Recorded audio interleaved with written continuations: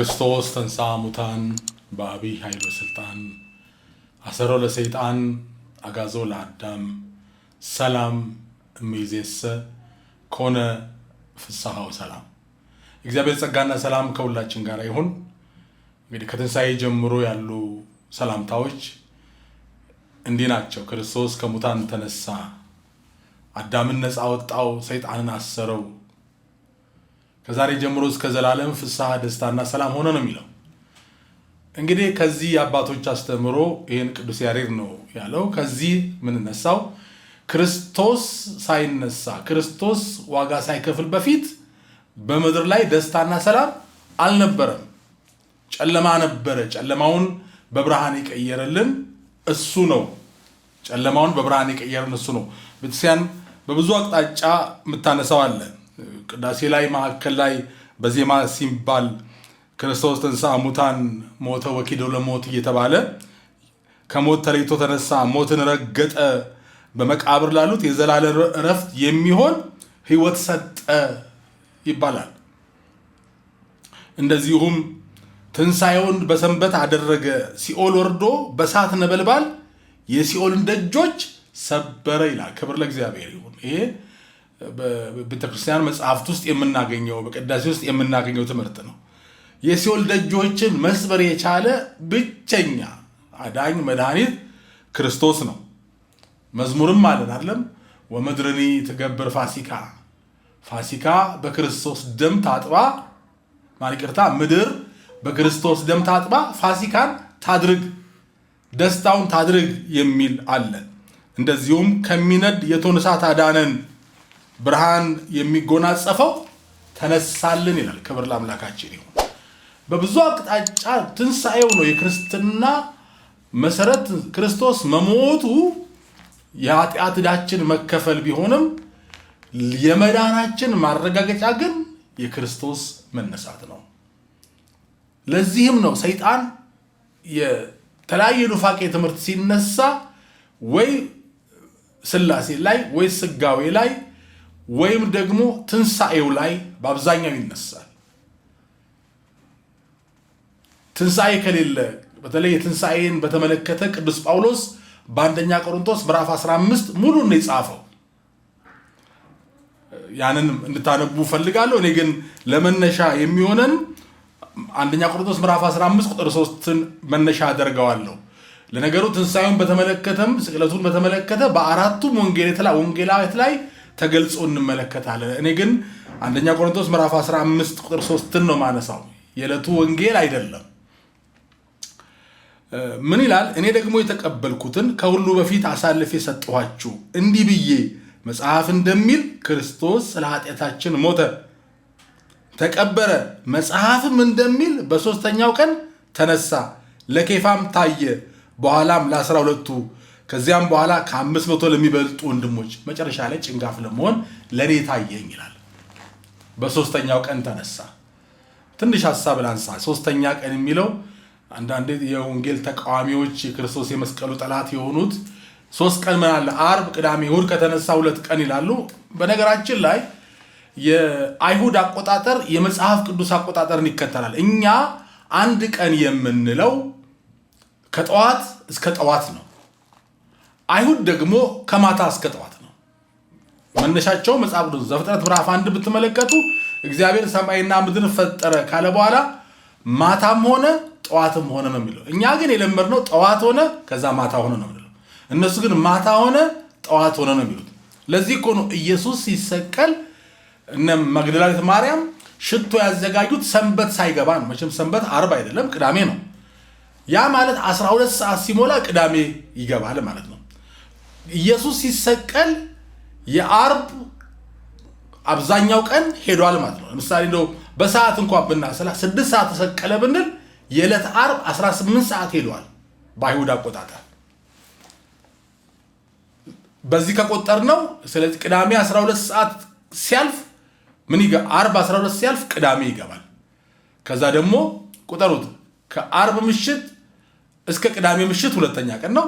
ከቅዳሜ ምሽት እስከሚቀጥለው ደግሞ እሑድ አለ። ስለዚህ በዚህ መንገድ ስንቆጥረው ያው 3 የሚለው በዚህ ነው እና ያልገባቸው ሰዎች ከምን ተነስቶ ተባለ የሚለው ሳይገባቸው የታለ ብለው ይላሉ። ግን መጽሐፍ ቅዱስ በራሱ መልሳለሁ። ሁሉ ግን ደስ የሚለው ይህን ክፍል የመረጥኩበት ለመነሻ መጽሐፍ እንደሚል ስለሚል ነው። ሁሉ የተጻፈ ነው።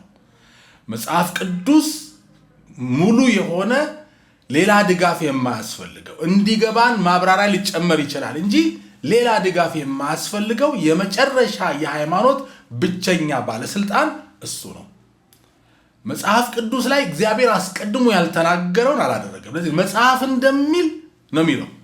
ሞተ፣ መጽሐፍ እንደሚል ተነሳ።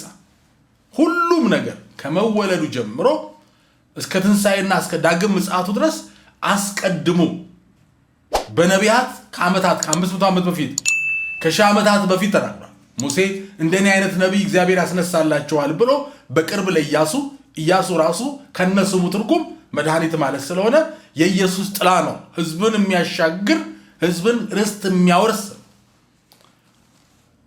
ያልተነገረ የለም። ዘፍጥረት ምዕራፍ 3 ቁጥር 15 የመጀመሪያው ትንቢት በራሱ በእግዚአብሔር የተናገረው ከሴቱ የሚወለድ የእባቡን ራስ ይቀጠቅጣል በሚል እኛ በልማድ የሰማነው ከዘርዘር ተወልጄ አድንሃለሁ አለው የምንለው ትንቢት ነው። እንደተባለው ነው የተፈጸመው። እና ምን አለ አሁን ጳውሎስ? መጽሐፍ እንደሚል ስለ ኃጢአታችን ክርስቶስ ሞተ፣ ተቀበረ፣ መጽሐፍ እንደሚል ተነሳ ይላል። ትንሣኤው የመዳናችን ማረጋገጫ፣ መስቀል ላይ የከፈለው ዋጋ ደግሞ የኃጢአታችን ክፍያ ቤዛ ነው። ስለ ኃጢአታችን በአብ ፊት የከፈለው እንጂ አንዳንድ ሰዎች ሳይገባቸው ሰውን በኃጢአት አስሮ ያዘው ሰይጣን ስለሆነ ክርስቶስ ደሙን ለሰይጣን አቀረበ ብለው በጣም ከባድ ክህደት፣ ከባድ ኑፋቄ ያቀርባሉ። እግዚአብሔር አምላክ የተባረከ ይሁን። ኢየሱስ ክርስቶስ ደሙን ይዞ የሄደው ለዲያብሎስ አይደለም፣ እግዚአብሔር ይገሳውና። እንዲህ ብለን ማሰብም ራሱ ትልቅ ክህደት፣ እንኳን ማመንና መቀበል። መጽሐፉ የሚለው የዕብራውያን ጸሐፊም ሲነግረን ደሙን ይዞ ወደ ሰማይቱ መቅደስ በሰው እጅ ወዳልተሰራችው መቅደስ ገባ ነው የሚለው። የኃጢአታችን ዕዳ ክፍያ ኢየሱስ ክርስቶስ ይዞ የገባው ወደ አብ ነው፣ ወደ እግዚአብሔር ነው የገባው። ለዚህም ነው ፍጹም የሆነ መስዋዕት የሆነው። ንጹህ ነው፣ ቅዱስ ነው፣ ኃጢአት አያውቅም፣ ዘላለማዊ ካህን ነው። የራሱን ደም ነው ያቀረበው። ሞት አልገዛውም፣ ሞትን አሸንፎ ተነስቷል። በሰው እጅ ባልተሰራች መቅደስ ገብቷል። ስለዚህ የእሱ መስዋዕትነት አንዴ ግን ለዘላለም በቂ ነው። እግዚአብሔር ይመስገን።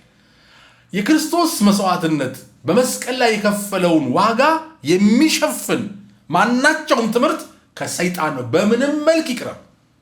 የኢየሱስን ማዳን የሚያንኳስሱ ስራን የሆነች አስተዋጽኦ ለማድረግ የሚሞክሩ ከባድ የአምላክን የጌታን ስራ መጋፋት፣ የመዳንን ጉዳይ ክርስቶስ ወደ እግዚአብሔር መንግስት ያቀረበበትን ጉዳይ የሚጋፋ የሚተካ የሚቀራረብ ምንም ነገር የለም።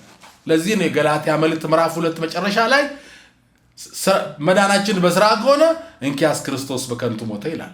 ሰማይና ምድር የማይችለው ጌታ እንኳን እኛ መላእክት ፊቱ በመንቀጥቀጥ ፊት እግሮቻቸውን ሸፍነው የሚንቀጠቀጡለት ጌታ በምድር መጥቶ ያን ሁሉ ውርደት የተቀበለው ለሰው ልጅ መዳን ሌላ ምትክ ስላልተገኘ ነው። ወገኔ ከክርስቶስ የማዳን ስራ ውጪ የለም። መጽሐፉ የሚለው ነው። ፋሲካ ብለን እናከብራለን። ፋሲካ ማለት በአማርኛ በዕብራይስጥ ፓሳህ ነው። ዕብራይስጥ ታዋቂ አይደለም ግን የሰማሁት ነው። በእንግሊዝኛ ፓስ ኦቨር ነው የሚል ትርጉም በአጠቃላይ ማለፍ ነው። እስራኤል በግብፅ ምድር ሳሉ መጨረሻ ፈርዖን አልለቅም ብሎ ሲል እግዚአብሔር ፈርዖንን በኩር ሲመታ ወደ እስራኤል ቤት ግን እንዳይገባ ምን አላቸው? በእያንዳንዱ ቤት የበግ ጠቦት እረዱ፣ ንጹህ የሆነ የበግ ጠቦት እረዱ፣ ደሙን በቤታችሁ በር ጉበንና መቃል ላይ ቀቡት፣ ደሙን ሳይ አልፋለሁ ይላል። እግዚአብሔር ይመስገን። እግዚአብሔር ከኛ ሞት እንዲያልፍ የሚያደርገው ቁጣውን የሚያሳልፈው ሊያየው የሚገባ ደም አለ። መላእክት ራሳቸው የሚያዩት ደሙን ነው። በስርየት መክደኛው ታቦቱ ባለበት ቦታ ላይ የስርየት መክደኛው ደም የሚረጭበት ላይ ኪሩቤል በወርቅ የተቀጠቀጠ ኪሩቤል የተሰራ ኪሩቤሎች አሉ። ኪሩቤሎቹ እንኳን አይናቸው የሚያየው ወደ መስዋዕቱ ወደ ደም ወደሚረጭበት የስርየት መክደኛው ነው። መላእክት የሚያዩት ደሙን ነው። ምን አለ ታዲያ? ደሙን ሳይ አልፋለሁ። ሙሴ ደጅ ላይ ቢገኝ ይሞታል። ሙሴ በማንነቱ አይድንም። አሮን ሊቀ ካህን ስለሆነ አይድንም። ደሙን ነው የሚፈልገው። ደሙን አየ። ይሄ ምሳሌ ነው። አዲስ ኪዳን የእግዚአብሔር ቁጣ እንዲያልፈን ከዘላለም ሞት እንድንድን በእኛ ሊታይ የሚገባው ደም የአማናዊው በግ የኢየሱስ ክርስቶስ ደም ነው። ለዚህ ነው ዮሐንስ ሲናገር ዮሐንስ ወንጌል ምዕራፍ 1 ቁጥር 29 እነሆ የዓለምን ኃጢአት የሚያስወግድ የእግዚአብሔር በግ የተባለው። መስቀል ላይ ሞተ፣ ተቀበረ። ባለፈው ማንስቻለሁ፣ በደግሞ ደስ ይለኛል። ሰው ባልተቀበረበት መቃብር በአትክልት ስፍራ ተቀበረ። ሲነሳ ከቀደሙት ቅዱሳን ከነቢያት ወገን ነው የተነሳው ብለው መናፍቃን ተቃዋሚዎች አይሁድ ምክንያት እንዳይኖራቸው ማንም ባልተቀበረበት ሌላ ሰው ቀብር በሌለበት ስፍራ ጌታ ተቀበረ። ስለዚህ አንድ ሰው ነው የተቀበረው፣ የተነሳውም አንድ ነው። ያም አንዱ ጌታ ኢየሱስ ነው። ተነስቷል። ምንም ሊያረጉት አልቻሉም። እንደተናገረ ደግሞ የሚገርመው እኮ ነው። እንደተናገረ ምን ሆኗል? ተነስቷል። በጣም የሚገርም ነው። ክርስቶስ ለኛ የከፈለው ዋጋ ያን ሁሉ ስቃይ ዘ ፓሽን ኦፍ ክራይስትን ፊልም ማንም ሰው ማየት ይከብደዋል። ፊልም እኮ የጋዱን ዓለም ትንሽዬ ነው የሚያሳይ። የጌታ መከራ ከዛ አጥንቶቹ እስኪቆጠር የአይሁድ መግረፊያ ታውቃላችሁ፣ ባለ ብዙ ዘርፍ የሆነ ነው። በዘርፉ ላይ አጥንትና ብረት አለ። እያንዳንዱ ግርፊያ ስጋውን እየቦጨቀ ነው የሚነሳው። ለዚህ እኮ ነው እሱ ቀድሞ ይሞተው። እንጨት ላይ የሚሰቀሉ ሰዎች ቶሎ አይሞቱም። ጭናቸውን ሰብረው ነው የሚገሏቸው። ሁለቱ ወንበዴዎች በጌታ ቀኝ ክብር ለጌታ ይሁንና የተሰቀሉት በቀኝና በግራ፣ አንዱ በቀኝ ያለው ወደ ገነት ገብቷል፣ በግራ ያለው በራሱ ፈቃድና ምርጫ ሞትን መርጧል። እነሱ አልሞቱም ነበር፣ ጭናቸውን ሰብረው ነው። ምክንያቱም በሰንበት ቀጣዩ ቀን ሰንበት ስለሆነ በሰንበት ስጋቸው ላይ እንጨት ላይ እንዳይውል መስቀል ላይ እንዳይውል እና ምድሪቷ እንዳትረክስ ብለው አደረጉ። እሱ ግን ቀድሞ ሞተ። ለዚህ ነው ሞተ ብለው ጲላጦስ ሲነግሩት ቀድሞ እንዴት እንደሞተ ተደነቀ አለ። ለምን? ኢየሱስ ላይ የተደረገው ግርፊያ ከባድ ነው። ለዚህ ነው እኮ ጲላጦስ ንጹህ ነው ልግረፈውና ልቀቀው ያለው። የአይሁድ የሮማውያን ግርፊያ ከባድ ስለሆነ በስጋው ላይ ከሚደርሰው መከራ አይተው ተሰቅቀው ይምሩታል ብሎ ስለነበረ ነው ገርፌ ልቀቀው ያላቸው። እነሱ ግን ይሰቀላሉ፣ መሰቀልም ነበረበት። እንኳን ተሰቀለ፣ ለባህሪው ማይገባም ቢሆን እንኳን ተሰቀለ ላለው። ለምን? እሱ ባይሰቀል ነው ህይወት አላገኘም። ለባህሪው ለክብሩ ባይገባውም ግን ኢየሱስ እንኳን ተሰቀለልኝ። እሱ ባይሰቀል ይኸው በሰይጣን ላይ እንዳሻኝ እንደሆን እንድዘል አላደረገኝም። ሰላምና ነፃነት አላገኝም ነበረ። ታስታውሳላችሁ፣ ሆምጣጤውን ይሰጡት አልጠጣውም ይላል። ለምን መሰላችሁ? እንደዚህ አይነት ግርፊያ የሚገረፉ ሰዎች ከመጠን በላይ ህመሙ ስለሚከብዳቸው ህመሙ እንዳይሰማቸው ፈጽሞ ለማደንዘዝ ነው የሚሰጠው። ያ መራራ ሐሞትና አዘጋጅ ይሰጡት ማን ነው ያዘጋጁ ይሰጡት ሬት አዘጋጅተው ይሰጡት ከርቤና መራራ ሐሞት ይሰጡት እንደ ማደንዘያ እንደ ፔን ኪለር ህመሙ እንዳይሰማው። እሱ ግን አልጠጣውም። ለምን መሰለ? ያንተን መከራ ፊል እንዲያደርገው ነው። ያንቺን መከራ እንዲሰማው ነው፣ በደንብ እንዲሰማው። ለዚህ እኮ ነው ለእመቤታችን ሲነገር በነፍስሽ የሐዘን ሰይፍ ያልፋል የተባለው። ልጇ በዛ ስቃይና መከራው ሲያልፍ ማየት ለአንዲት እናት ቀላል፣ ከልብ በላይ በነፍስ የሚያልፍ መከራ ነው። ከባድና አሰቃቂ ነበረ። ጌታ ግን ያን ሁሉ ተቀበለ። ክብር ለስም አጠራሩ ይሁን። ያን ተቀብሎ ዋጋ ከፍሎ ነው ያዳነን። ሞተ፣ ከዛም ተቀበረ። እንደተናገሩ እሞታለሁ፣ በፈሪሳውያን ተላልፌ እሰጣለሁ፣ እሞታለሁ፣ ይዘብቱብኛል፣ የፈለጉትን ያደርጉብኛል፣ እሰቀላለሁ፣ እቀበላለሁ፣ ግን ምን አድርጋለሁ? እነሳለሁ ብሎ የሚደንቅ ነው። ገሊላ እንገናኝ አላቸው። በዚህ ሰሞን የሚደንቅ ነገር አንብቤ ነበር። አሁን ትዝ አለኝ። አንድ ኬንያ ውስጥ መሲህ ነኝ ያለ 12 ደቀ መዛሙርት አስከትሎ ሲሄድ የነበረ ሰው በቃ መሲህ ነኝ እኔ ክርስቶስ ነኝ አለና አሁን ታዲያ ምን አረጉ? በጣም እኔ ያደነኳቸው ተከታዮቹን እንግዲያው መሲህ ከሆንክ እንሰቅልሃለን የኛ መሲህ ስልኮ ስለው ከ3 ቀን በኋላ ተነሳለህ ሲሉት መንግስት አስጥለኛል። ተከታዮቹ አይ በመሲያችንና በእኛ መካከል አትግቡ በቃ እኛ እንሰቅለዋለን ይነሳል ሲባል ሸሽቶ ኡጋንዳ ነው መሰለኝ ገባ አለ። አዎ ሐሰተኛ መሲዎች ነው። እሱ ግን ጥሎን አልሸሸም። ደቀ መዛሙርቱ ጥለው ሲሸሹ እሱ ግን አልሸሸም። የመሲሁ መለያ ከሞት መነሳት ነው። በቀደመው ዘመን በኢትዮጵያም ተፈጽሟል። አንድ በማን ንጉስ ዘመነ መንግስት እንደሆነ አላውቅም እንጂ አንዱም ሰው እኔ መሲህ ነኝ ብሎ ደቀ መዛሙርት አስከተለና ሲበጠብጥ አንድ አስተዋይ የሆኑ ኢትዮጵያዊ ንጉስ ክርስቶስ መሲህ ነህ? አዎ በቃ ችግር የለምና እንሰቅልሃለን እንገላሃለን ስትነሳ እንከተልሃለን ብለው ገደሉት ይላል። በዛው ቀረ። የኛ ጌታ ግን ተሰቅሎ ሞቶ እነሳለሁ እንዳለ አፖይንትመንት አንተ ከቤት ተነስተህ ስራ ቦታ ነገ እዚህ እንገናኛለን ብለህ ለማለት ቀጠሮ መስጠት አትችልም። እሱ ግን ከሞት በኋላ ከሲኦል ባሻገር ቀጠሮ መቅጠር የሚችል የክብር ጌታ ነው። እንዲህ አይነት አምላክ አለኝ በጣም እኮራለሁ። ገሊላ እንገናኝ እኮ ነው ያላችሁ። ትክዱኛላችሁ፣ ተውኛላችሁ፣ ብቻዬን ተውኛላችሁ፣ አባቴ ግን አይተወኝም። የዚህ ዓለም ገዢ ይመጣል ግን በእኔ አንዳች አያገኝም። በቃ ምንም የለውም። ሊከሱት አልቻሉም። እርስ በርሱ የሚጋጭ አቀረቡ። ግን መሞት ስለነበረበት ወድጄ ነው በፈቃዴ ነው ራሱን በፈቃዱ አሳልፎ ሰጠ እንጂ ተገዶ አስገድደው አይደለም። ለዚህ እኮ ነው ጴጥሮስ ሰይፍ ሲያነሳ እኔ በፈልግ አለ ሰራዊት አላመጣም እንዴ ግን በቃ መሞት አለብኝ ግድ ነው አለ። የኢየሱስን መሞት የሚቃወም ሰይጣን ነው። ለዚህ ነው ጴጥሮስን አንተ ሰይጣን ያለው። መሞት አለበት ኢየሱስ በቃ። በኢሳይያስ አስተምሮ አባቶች ሲያስተምሩ ይላሉ በሲኦል የሚሰቀል ይሉ ነበርና አዳም በምድር የሚሰቀል ይላሉ። በምድር ይሰቀል ይሉት ክፉዎች ናቸው፣ ቀናተኞች ናቸው፣ የሰይጣን መልእክተኞች ናቸው። በሲኦል ያሉት ግን እሱ ካልተሰቀለ ነፃ ስለማይወጡ። ለዚህ አይደለም አንደኛ ጴጥሮስ ምዕራፍ 3 ነው ሁለተኛ ጴጥሮስ ምዕራፍ 3 ይቅርታ ምንድነው የሚለው? በስጋው ሞተ በመንፈሱ ግን ሕያው ሆነ።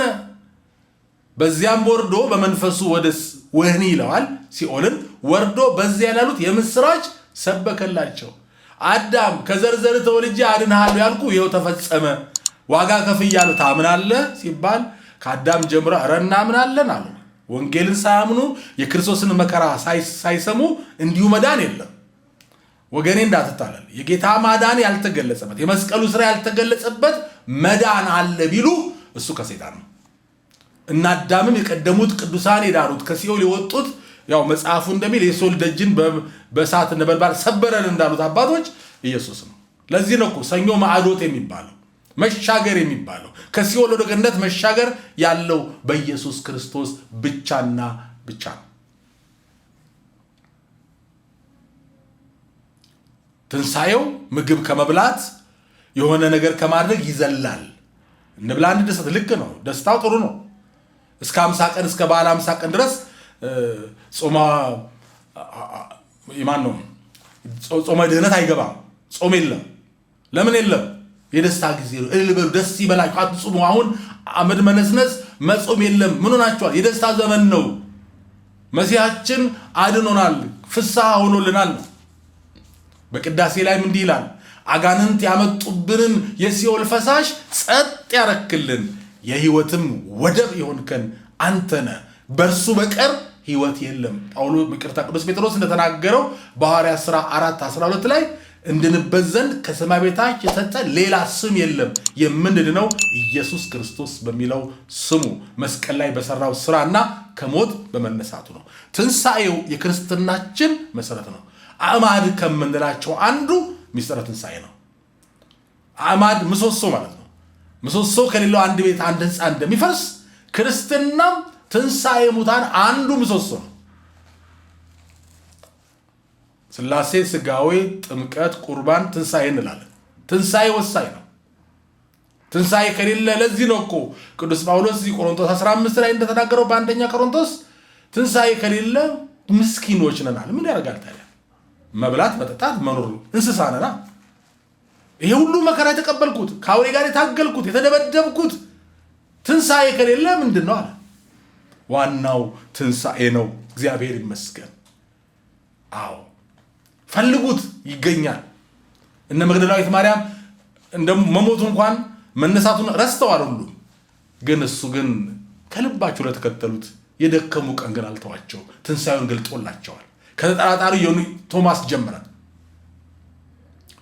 እነ መግደላዊት ማርያም በሌሊት ሄዱ። በአይሁድ ልማድ የሞተን ሰው በድን ሊቀቡ፣ እሱ ግን መቃብሩ ባዶ ነው። መልአኩም ድንጋዩን አንከባሎ አሳያቸው።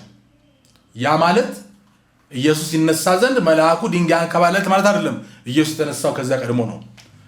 መልአኩ ድንጋዩን ያንከባለለው እነኛ ሴቶች ጌታ መነሳቱን መቃብሩ ባዶ መሆኑን እንዲያዩ ነው። እናንተ የተሰቀለው እንደምትፈልጉ ኢየሱስ እንደምትፈልጉ አውቃለሁ፣ ተነስቷል እንጂ በዚህ የለም። እንዴት ደስ ይላል! ተነስቷል። ከዛ ቁጭ ብላ መቃብሩ ጋር አለቀሰች። ታሪኳን የቀየረ ከሰው የቀላቀላት ከአጋንንት ስርዓት የፈታት እሱ ነውና እዛው ሄደች። የአትክልት ጠባቂ መስሏት እባክህ የትን ያደረጉት ጌታዬን አለች። የሚገርማል እኮ ሞቶ ጌታ ይባላል እንዴ? እኛ የምናውቀው በዓለም ላይ ዶክተር ቢሆን ጀነራል፣ ንጉስ ቢሆን ፕሬዚዳንት አስከሬን ነው የሚባለው፣ ኮመን ስም ነው የሚሰጠው። እሷ ግን ምን አለች? ጌታዬን ወስደው ከሆነ አለችው። ሞተ ተብሎ መቃብር ገብቶም ጌታ ነው።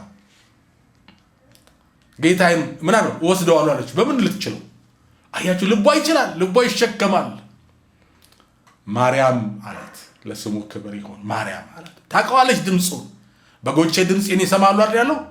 ታውቃለች። ረቡኒ ያለች መምህሮ ያለችው ያቺ አመንዝራ፣ ያቺ በድንጋይ ትወገር የተባለች ሴት ትንሣኤውን ገለጠላት።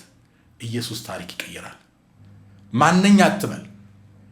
ክርስቶስ ሞት ደሙ ኃይል ይቀይራል። የመጀመሪያው ሂጂና ንገሪያቸው ለወንድሞቼ ተነስቻለሁ አላት። መቃብሩ ባዶ ነው። ትንሣኤ ይሄ ነው። እግዚአብሔር አምላክ የተመሰገነ ይሁን። ለዚህ ነው እንኳን ለብርሃነ ትንሣኤ በሰላም አደረሳችሁ። የመታሰቢያ በዓል ቢሆን በጣም ይገርማል። ሁሉ ከክርስቶስ ጋር ተያይዞ ያለው በዓል ሁሉ ብርሃነ መስቀል፣ ብርሃነ ጥምቀት፣ ብርሃነ ትንሣኤ፣ ብርሃን እንላለን። አዎ በብርሃን ነው። የብርሃን ጌታ ነዋ። ጨለማ ያለው ሌላ ስላለ እግዚአብሔር ይባርካችሁ። በአገልግሎቱ ከተባረካችሁ እግዚአብሔርን ባርኩት። አገልግሎቱን ለመደገፍም ጌታ ያሳሰባችሁ ካላችሁ ስክሪኑ ላይ ባለው የባንክ አካውንት እጃችሁ መዘርጋት ለብዙ አገልግሎት እንድንደርስ ማድረግ ትችላላችሁ። ብዙ የምናስባቸው ነገሮች አሉ። እግዚአብሔር ይረዳናል። ከሁሉ ባሻገር ደግሞ ሰብስክራይብ ማድረግ፣ ሌሎች ሼር ማድረግ፣ በሚገባ መልእክቱን ጠቅለነ ማዳመጥ እና መስማት፣ ቃሉን ለልባችን ይሁን ይደረግልን ብሎ መያዝ ያስፈልጋል። እግዚአብሔር ይርዳን። የትንሣኤው ጉልበት የትንሣኤው ኃይል አገራችን ኢትዮጵያን ይባርክልን። በትንሣኤው ጉልበት ከምድራችን ላይ እግዚአብሔር ከምድራችን ላይ ጦርነትን፣ ደም መፋሰስን፣ በዘር በጎሳ መባላትን፣ ረሃብና ችግርን በኢየሱስ ክርስቶስ ስም ያንሳልን፣ ይንቀልልን። የድል የበረከት የደስታ ትንሣኤ ይሆንልን። እግዚአብሔር ይባርካችሁ።